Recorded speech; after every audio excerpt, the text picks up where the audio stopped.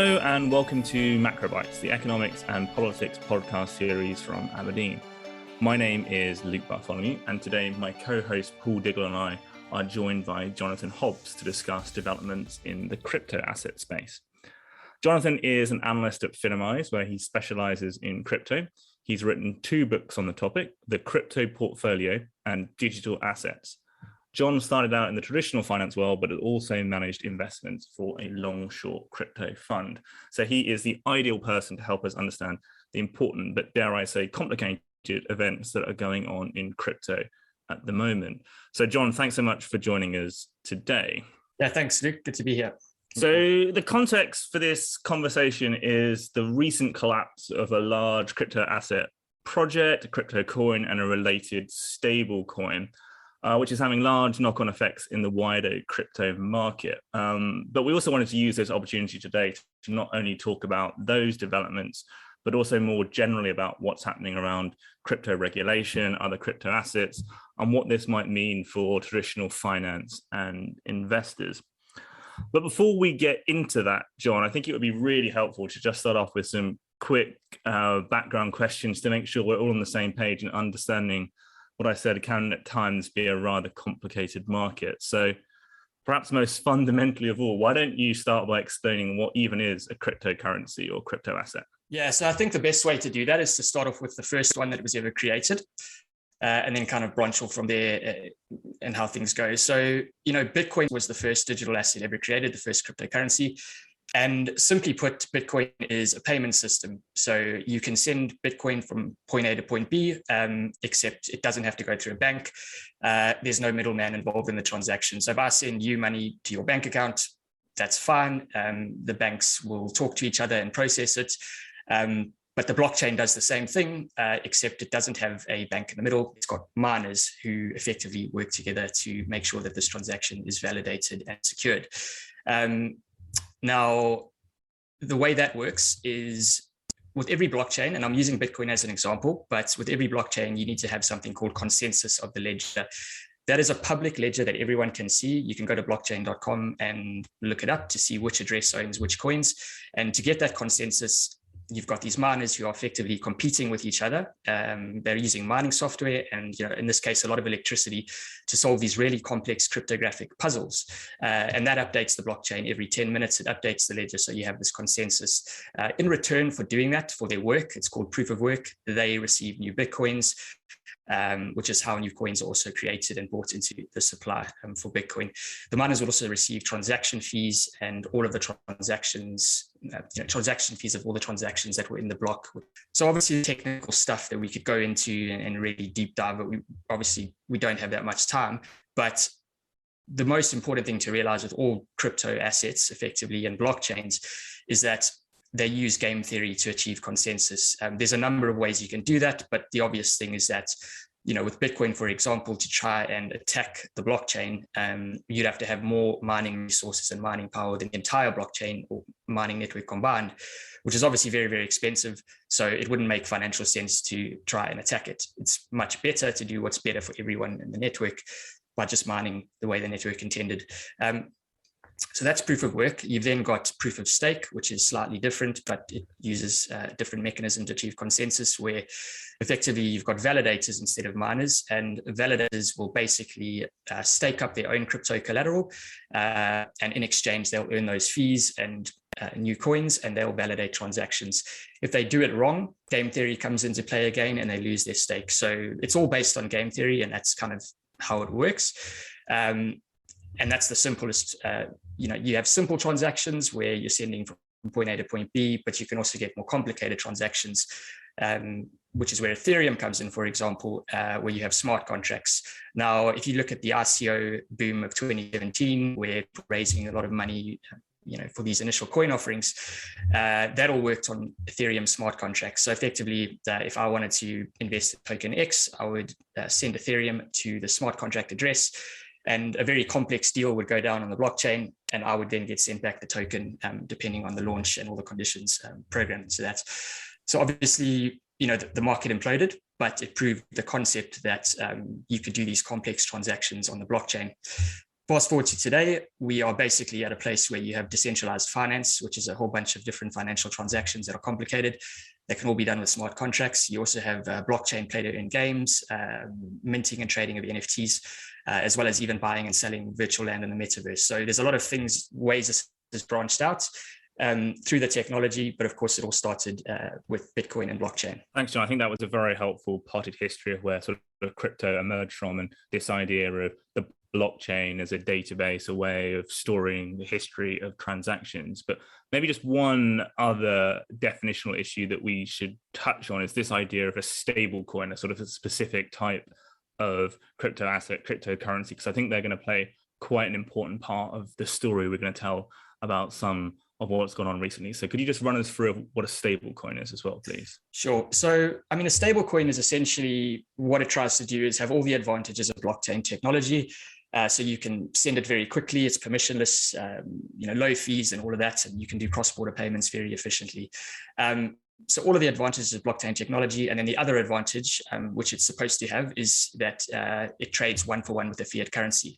So as a payment system, it makes a lot of sense because if provided it's maintaining that same value, it is a very good means of payment because there's all the efficiencies of blockchain, but yet it's still stabilized to a fiat currency. You can send these across different blockchains. So, I could send USDT Tether across the Ethereum blockchain, and that would work just fine. Now, there's two different kinds of stable coins. The first is centralized stable coins, and the second is, which we'll talk a lot more about in probably the next question, is algorithmic stablecoins. So centralized stablecoins is just where you have a company that is responsible for backing the collateral behind the stablecoins, and they will make sure that that is pegged one-to-one with the dollar, for example. They're also responsible for processing subscriptions and redemptions. So if an investor wants to, trade in their stablecoin and get back the equivalent amount of fiat currency, that company will be responsible for doing that. So for those, you have, think of your Tether USDT, USDC, and Binance Coin are all the examples of those. So that's the one type of stable coin. The other one is, of course, algorithmic stable coins. Now, those are decentralized, which basically means that there's no central counterparty controlling them. So it's all done through the code, and that uses some kind of mechanism or algorithm to basically incentivize the market participants to keep the peg or to keep the value of the token pegged to a fiat currency, and that would be Terra USD, which we'll talk about. And just before we get to that, I think there's two types of risks associated with stablecoins, depending on which type they are. Obviously, if it's a centralized stablecoin, you've got counterparty risk, just like you would with a bank, for example, holding funds. But if it's an algorithmic stablecoin, you are looking at the risk of the code not working as it should, or just the market generally, breaking down, as we've seen. Thanks, John. So as you've alluded to there, the biggest story in crypto right now, as we record this in May, is the collapse of one of these algorithmic stablecoins, Terra. So this was meant to have a one-to-one peg with the dollar, and it's collapsed to being worth a few cents. Could you give us a sense of, one, how important this stablecoin Terra was to the crypto space, and then talk us through some of these quite complicated intricacies of why it is that this utterly collapsed in value? Sure. So I think the reason it was so important is, we've had algorithmic stablecoins in crypto before, and they've collapsed. But the difference with this one, which is Terra Luna and UST, is the scale of it. So the combined market value of Luna and UST, which was the stable coin, was around $60 billion, which is a lot of money. It's the same amount of money as Enron when it collapsed. So this is what really brought in a lot of media attention, and it's been really bad for the overall market. But there might be some silver linings at the end of it, which we can go into. But so basically, how it works is, before I kind of explain the events the way I see it, how it happened. First, just a bit about Terra and how the blockchain works. So basically Terra, as I talked before, it's a blockchain, and it's was trying to create a decentralized financial system where everything could effectively run on code without a financial middleman, like a bank in the middle, for example.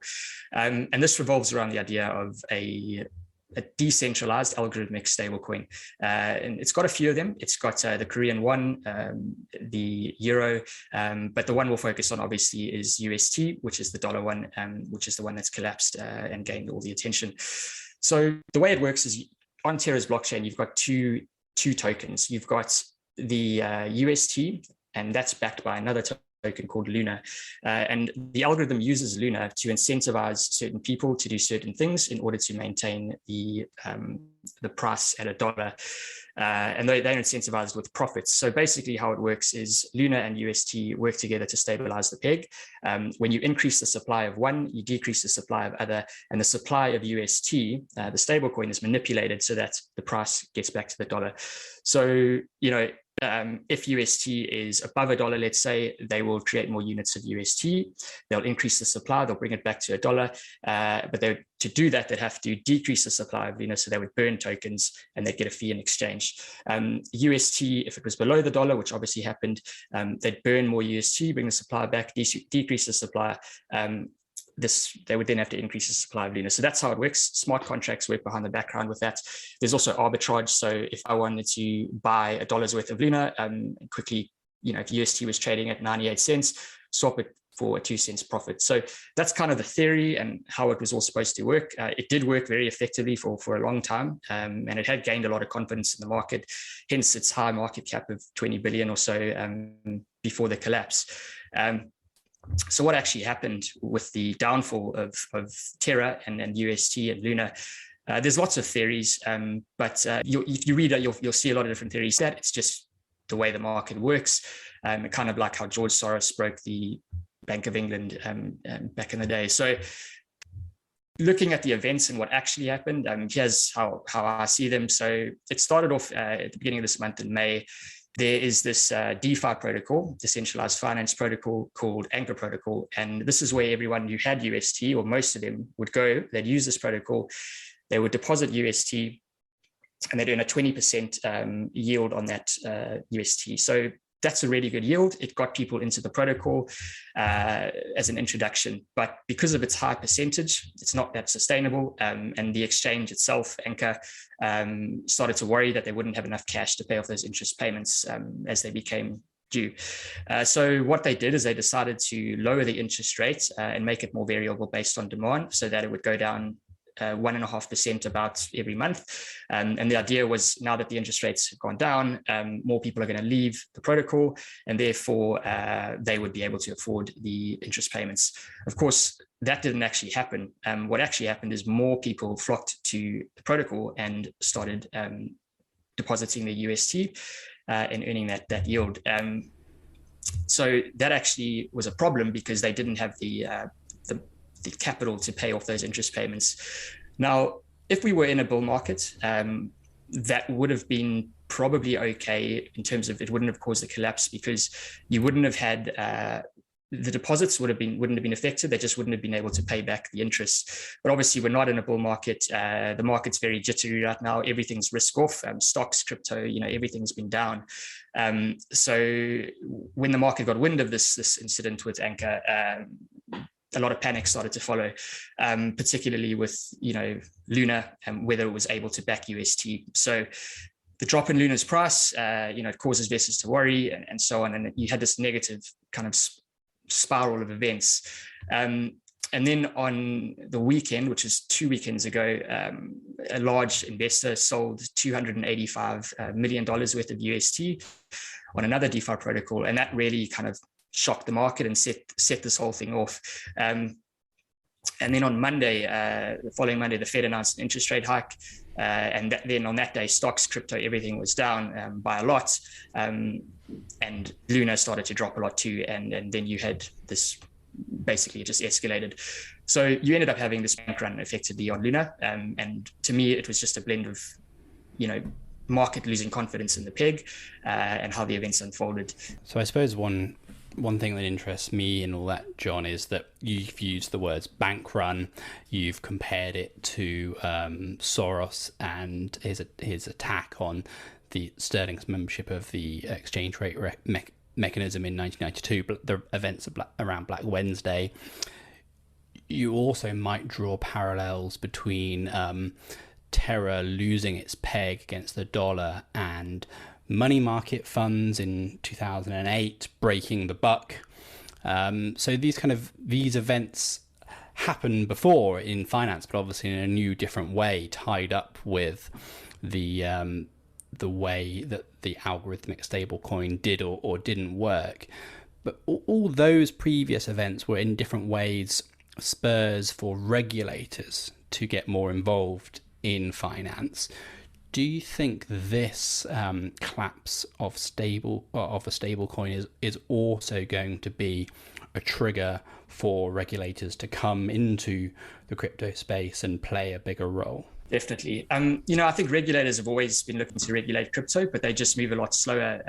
But they are moving. We just don't see it because most of it's in the background. But with what happened with Luna, you've already seen countries calling for regulation of stablecoins. Janet Yellen made a statement they want something by the end of the year. But here in the UK, they actually want to include stablecoins as part of the Financial Services and Markets Bill. They've actually got quite a positive view on stablecoins in the UK. They believe they have widespread benefits as a payment system, obviously provided they're stable. So that bill doesn't actually include algorithmic stablecoins.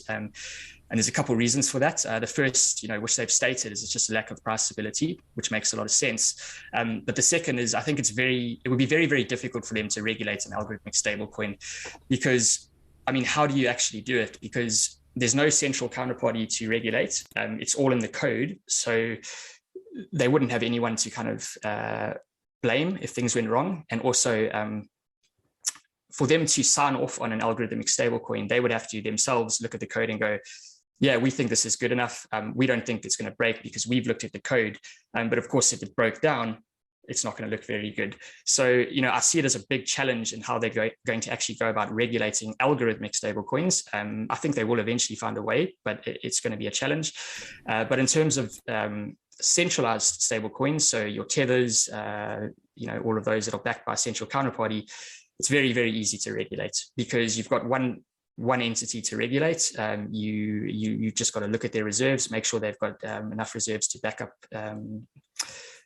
the peg, and just as you would for a bank, for example, or anything like that. So I do see regulation coming, but it'll be probably centralized currencies first, and then they'll figure out a way to regulate the decentralized market. Broadening this conversation out a little bit, John, in terms of the wider crypto ecosystem, how do you see both that sort of increasing regulatory attention that you're just talking about there, and B, I suppose, the confidence shock from observing a collapse like this playing out in the crypto market in general? Yeah, so I think regulation, it tends to scare the retail investors in crypto. But if you're an institutional investor, you're going to want regulation because obviously it's very, very important to have that. So, I think long term, it's going to be good for the space to have regulation. It'll drive more institutional investors in. But in the short term, it could create a bit of volatility in the retail market. Just in terms of how this collapse of, as you described it, a top 10 very large crypto asset, the impact of that in terms of people's confidence about crypto assets and broadly the way in which they're going to interact with other cryptocurrencies out there? Sure. So I think it's caused, obviously the market did drop along with Luna and UST, and it definitely exacerbated the market panic that was already in play. But we are seeing some interesting things. It's not all crypto assets that have had the same amount of issues and the market fears.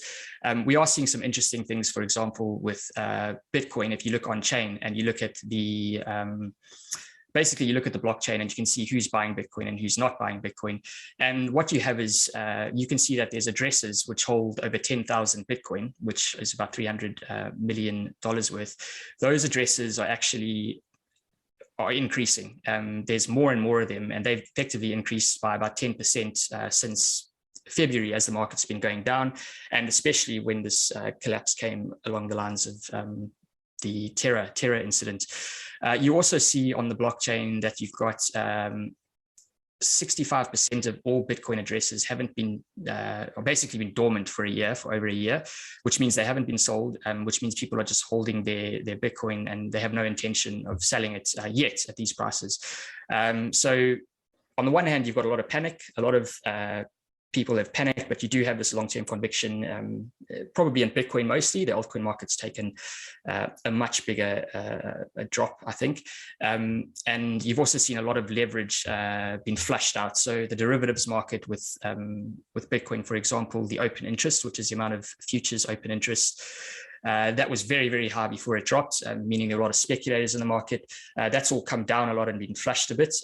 So, the basic thing is you've seen a lot of speculators exit the market, and then you've seen a lot of convicted, mostly Bitcoin, you can see holders who are kind of unfazed by the volatility and probably used to it by now if they've been in the market for this long.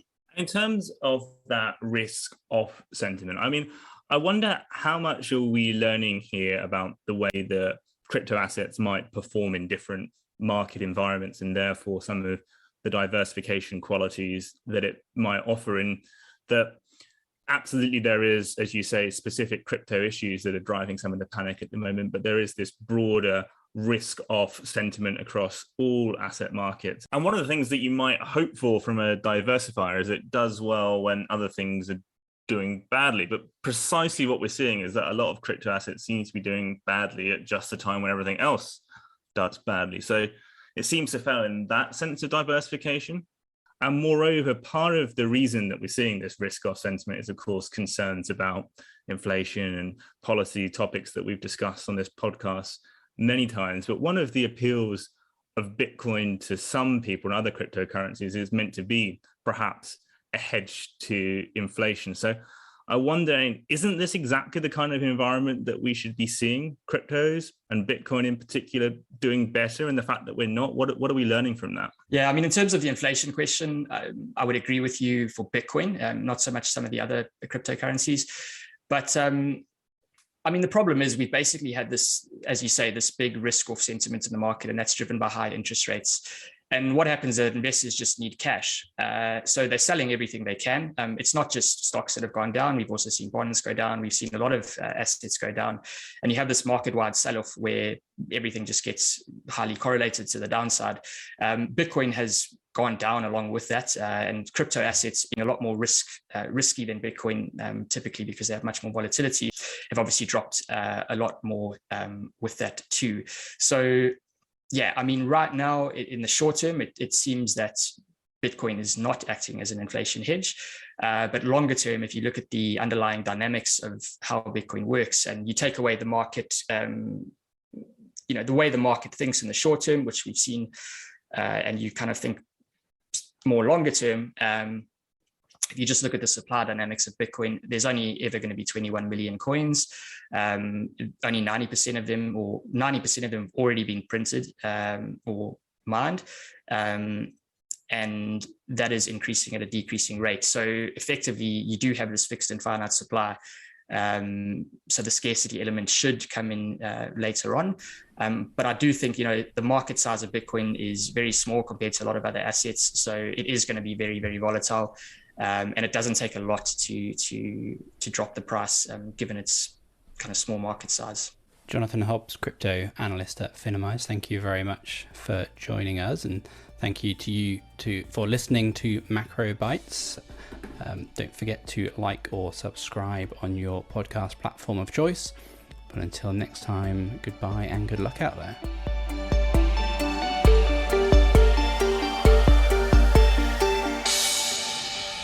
This podcast is provided for general information only and assumes a certain level of knowledge of financial markets. It is provided for informational purposes only and should not be considered as an offer, investment recommendation, or solicitation to deal in any of the investments or products mentioned herein, and does not constitute investment research. The views in this podcast are those of the contributors at the time of publication, and do not necessarily reflect those of Aberdeen. The companies discussed in this podcast have been selected for illustrative purposes only, or to demonstrate our investment management style, and not as an investment recommendation or indication of their future performance. The value of investments and the income from them can go down as well as up, and investors may get back less than the amount invested. Past performance is not a guide to future returns, return projections, or estimates, and provide no guarantee of future results.